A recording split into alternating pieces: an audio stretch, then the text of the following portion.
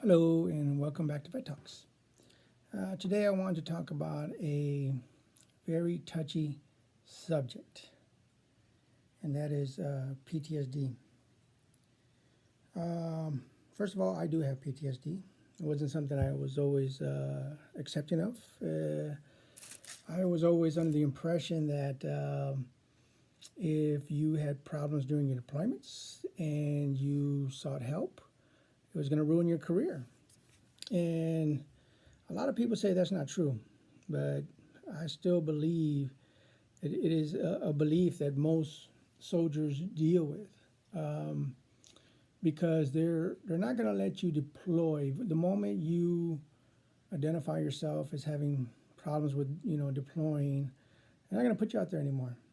And in the military, that's kind of one of the big things that makes or breaks a career, because you train all your military career. You're training for this very purpose, to be able to take your man and take him into a combat situation and bring them back. And what they don't want is they don't want you going out there and then just in the middle of, let's say you're in the middle of a situation and you have I don't know how to explain it. I don't know the proper word for it. But let's say you just have a moment of like, I can't do this. This ain't for me. And they don't want that. They want you to be able to go out there, do the mission, bring everybody back, and have a successful tour, so to speak. So I do remember there was a place that was set up on the base, and basically what it was it was for soldiers that were experiencing stress over the deployment, and they would basically tell the chain of command, hey, so and so, we're going to take them off the line, we're going to take them to this area, and we're going to basically try to treat them. Now, in the early days of trying to do this, I mean, I don't think it was really, I don't think they had a grasp on what they were doing. I think they were just trying to just try different things, and I don't know what they were trying. I just kind of I'm going off of what they would pull these guys out and set them to the side, and then how did that make all his team look at him? They looked at him as like, words like, oh, he just can't handle the stress, and so a situation like that, how do you think that's going to affect his career going forward? You think they're going to continue to put him in a position of leadership if he's not able to, to lead? That's part of the fear of opening up about these things. And so what you end up having to do is you end up trying to psych yourself out of it. You end up trying to suffer in silence, I would say, is the big thing. It wasn't until I had went to the VA after all my deployments. You go to the VA for evaluations. There was plenty of times when I came back from my deployments and they have a survey, and in the survey they'll put on there, I forget what all the questions are, but basically, I guess somewhere in there's a way to identify you as suffering from this PTSD.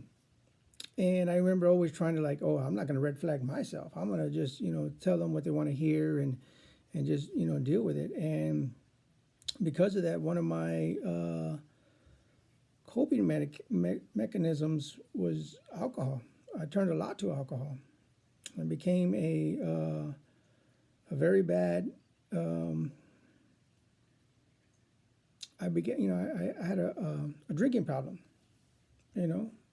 Not to the point where I just couldn't not drink, because when you go on another deployment, you're not drinking. I didn't go to the code switch. I didn't go to like a lot of the, withdrawals or anything like that. It was just one of those things, I kept telling myself, oh, I'm making up for all the time that I wasn't able to drink, and I'm going to go ahead and drink. And, there were so many things that like coming back, I remember, my wife, my kids, they wanted to do fun stuff. And there was times where I just was very short-tempered, very angry all the time. And, your family may ask you, like, what's wrong? What's going on? And you can't tell them. You just kind of like you come up with an excuse. I'm just stuff I used to like. Maybe I don't like it like I used to. So you do everything you can to avoid being identified. You do everything you can because you're trying to still progress in your career. You're not trying to just there's a stigmatism about what we call taking a knee. The moment you say, "Hey, time out," I gotta take a knee. I gotta take a break. I can't deal with this anymore. That was a bad, in our mind, it was a bad thing to do. Just like going to sick call and saying you had an injury. A lot of your injuries, you were used to just driving through it because let's say for instance your back is hurt or your legs are hurt or your ankles or whatever, something's hurt and it may require some surgery. That's going to put you out of the game. So it's these things that the military, I know that the military was trying to figure out how to deal with these situations, and they don't realize is that you have this idea that you're trying to promote mental health and physical health, and at the same time soldiers are promoting the opposite. You got to be strong-willed and if you're hurt, suck it up, drive on. So yeah, when I was towards the end of my career, you go to these evaluations, and I remember one of them was talking to a therapist, and I remember at the VA, the doctor was like, asking some questions, and I remember I didn't want to open up about it, didn't want to talk about it, but they asked something, and I don't know, something triggered, and I began to cry. And I've always been a person that wouldn't do it in front of people. I mean, I can cry in silence. I can cry behind people's back, but to do it in front of a person it was like I had all this built up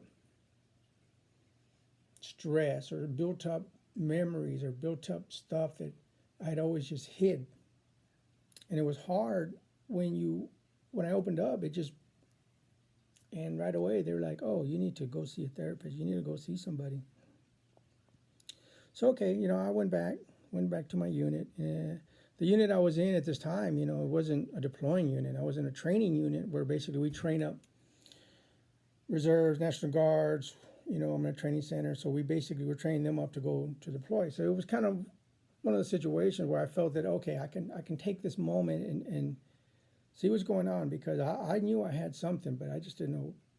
And I didn't like the word PTSD. To me, PTSD is a bad word, because it has such a strong label when they put it on you. And even like now, there's still that stigmatism that, oh, if you suffer from PTSD, you're at any moment you're gonna snap, you're gonna go postal, and that's not the case. Sometimes it's just a matter of, you need to talk to somebody about these things.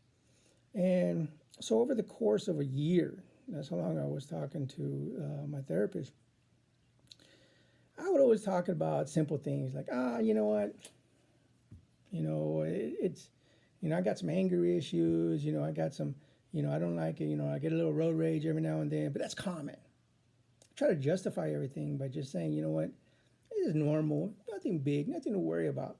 But in reality, I need to get help, and so how do they help you with PTSD? I don't know all the different ways,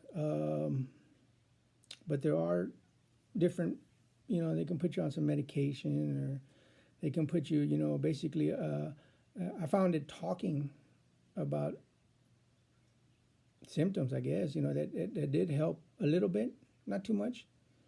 But she was always wondering, my therapist was always wondering, why I didn't talk very much about my deployments, why I didn't talk very much about what I have been through.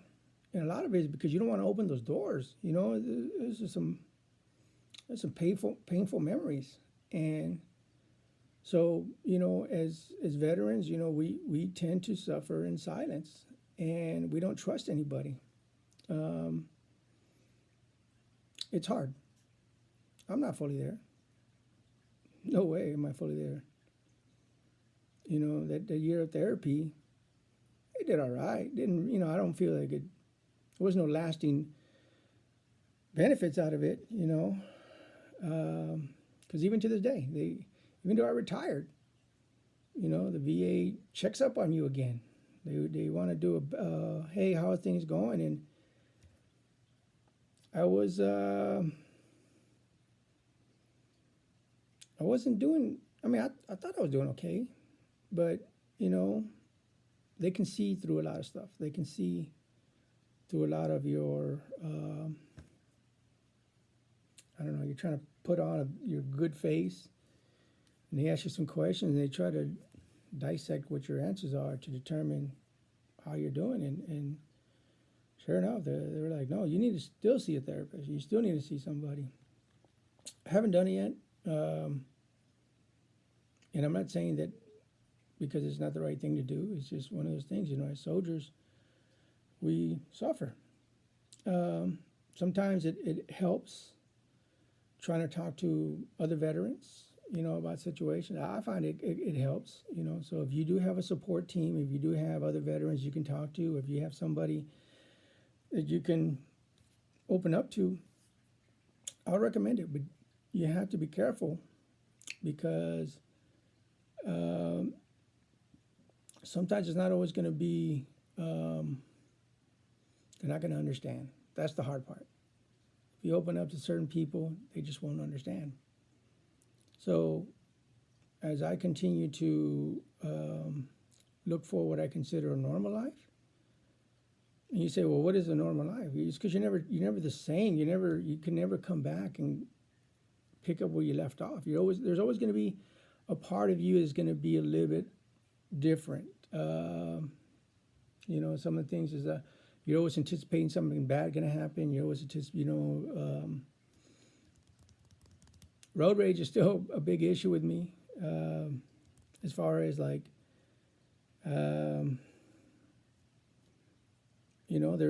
there's easy triggers. What's a trigger? A trigger is something that just puts you back in that. Oh, you want to,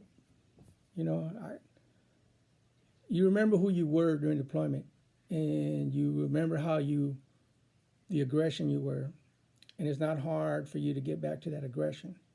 A lot of times it's not intended for people to get you to that aggression, and the big thing is drinking. When you're drinking, it is not hard at all for your mind to go into that aggression mode. So that's one of the things that I had to